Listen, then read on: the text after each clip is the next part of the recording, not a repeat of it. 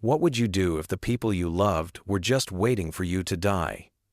I found out, and my $8 million secret saved me. It started with the soup.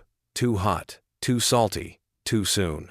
They used to call first, now they just showed up with fake smiles. David said it was just to check in. Emily brought flowers like it was a hospital visit. When I coughed into a napkin and saw a drop of blood, they looked at each other the way gamblers look at a winning card. I wasn't dying. Not yet. Stage 2. Treatable. Unpleasant, but not fatal. Still, I let them believe it. I nodded when they asked about my will. I pretended the fatigue was worse than it was. I said nothing about the buyer, nothing about the contract, nothing about the $8 million wired quietly to my private account. I just let the soup burn my tongue and watched them hover two vultures mistaking patience for kindness. 2 days later, I faked a nap in the sunroom. The light from the glass made their whispers clearer. The house carried sound, like it wanted me to hear. Once he's gone, David said, we'll sell the house, split the land. You take the jewelry, I'll take the rest. Emily laughed.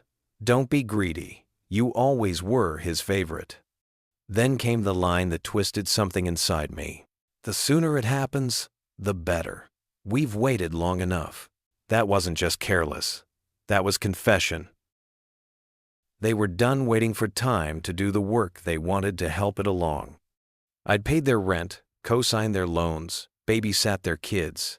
I thought family meant something.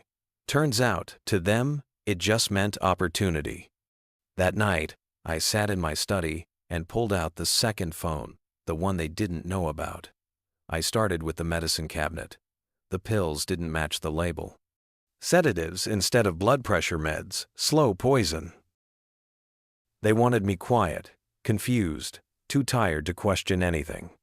I documented everything. Photos, dates, refill slips. Then I checked the bank, found fake nursing invoices and a forged account in my name. David wasn't half as clever as he thought. His laptop synced automatically to the house Wi-Fi. Every keystroke, every password, every plan. They were going to move me to private care in 2 weeks, sell everything I owned, and disappear.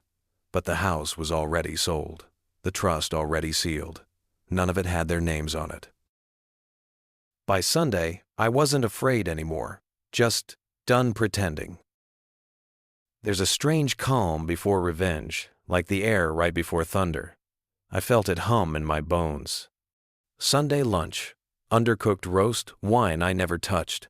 The kind of meal that smells like peace but tastes like tension. To family and peace, she said, smiling. I nodded, raised my glass, and slid a thick, wax-sealed envelope across the table. What's this? Your inheritance, I said. Early delivery. She opened it slowly. Inside were the trust documents, the sale agreements, the proof that everything house, company, assets was gone from their reach. David went pale. You sold the company? 5 months ago, I said. Didn't think you needed to know. You put it all in a trust? Who's the beneficiary? I let it hang. Not you. You can't do this. I already did. David's voice rose. You're sick. I smiled. Aren't we all? Then I handed him the second envelope, photos of the pills, bank statements, recordings from their little kitchen conversation. I spoke to a lawyer, I said. If I hand this over, you'll both face felony charges. They froze. But I won't. That would give you too much credit.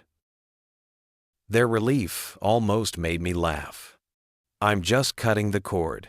You'll get nothing. Not now, not ever. I stood, opened the door, and pointed. Your plates are in the cabinet. Take them and go. They left in silence. Now the house is quiet, the kind that comes after a storm clears the rot.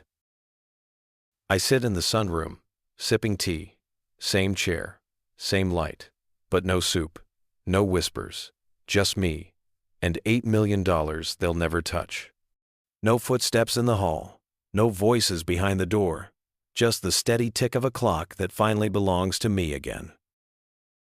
People think betrayal breaks you. It doesn't. It sharpens you.